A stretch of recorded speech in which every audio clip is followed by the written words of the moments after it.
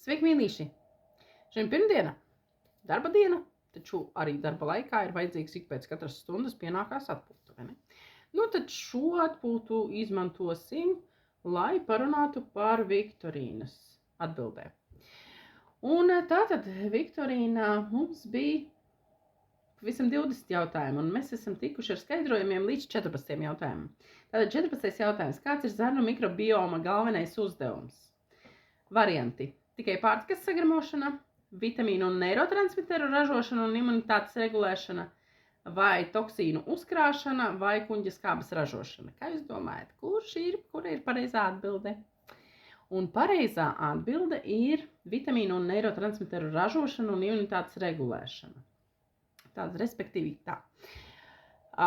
Tas jau daudzus gadus jau tagad ir atklāts, pētīts, un zinātnieki pētījuši, un ārstu atzinums, viss atzīstās uz to, atbalstās uz to, kad gremošanas trakts, ir mūsu otrās smadzenes, un tas ir pats svarīgākais imunitātei. Cik labi mums strādā zarnu trakts, tik arī laba cilvēkam var būt imunitāte. Ja cilvēkam slikta imunitāte, ir jāsāk ar to, kad ir jāsakārto zarnu trakts. Jo faktiski imunitātes visi signāli veidojas zarnu sieniņās. Jo no turienes tiek doti signāli imunitātei, kurā virzienā organismā ir problēma, uz kurieni viņiem ir jādodās. Un tas ir ļoti svarīgi. Ja zarnu traktā nav kaut kādas kārtības, tad jau nevar tur notikt, nevar tur tā komunikācija notikt, tie signāli nevar veidoties. Tāpat arī neirotransmiteri, neiromediatori.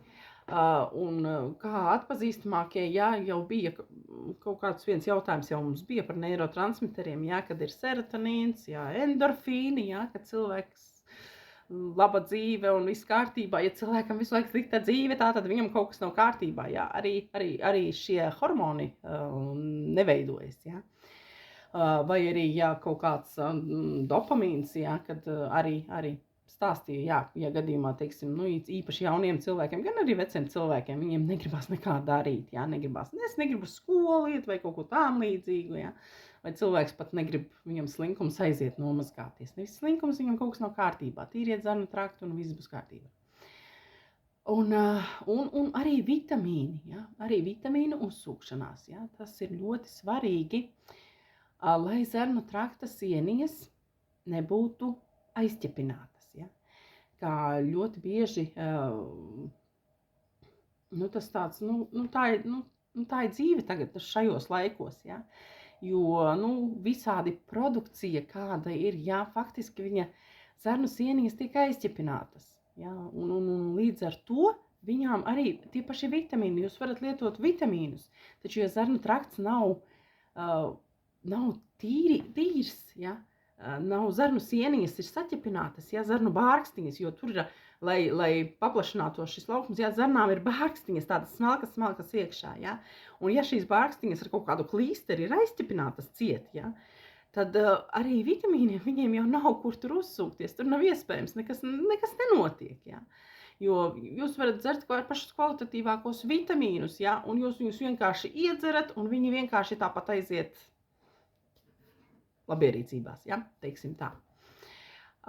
Jo viņi nespēja izsūkties cauri tai kārtai, kas ir gadu laikā, ko cilvēks ir piesārņojis savā organismā, pieķipinājis. Jo, sāksim jau ar to, ka kāda maize tagad ir palikusi. Jo kaut kā kādreiz likās, ka tā maize bija savādāka, vai ne? Bet bija arī savādāka, visi lipekļi, viss, ka viņš saķep tās bārkstiņas kopā, ja viņas nav izštrubētas, ja viņas nav iztīrītas, ja viņām nav vietas, kurā vietā izsūkties, tad arī viņš neizsūcās, tas vitamīns, Un tāpēc arī ir tā, ka zarnu mikrobioma galvenais uzdevums ir vitamīnu un neirotransmiteru ražošana un imunitātes regulēšana.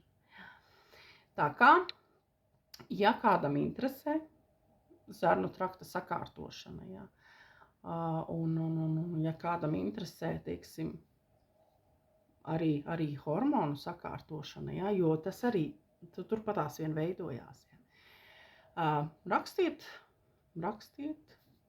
Rakstiet interesē un sazināsimies. Ja? Vienīgi piesekojiet. Ja? Savādāk, ja jūs nesat piesekojuši, es nevaru jums privāti uzrakstīt vēstulīti.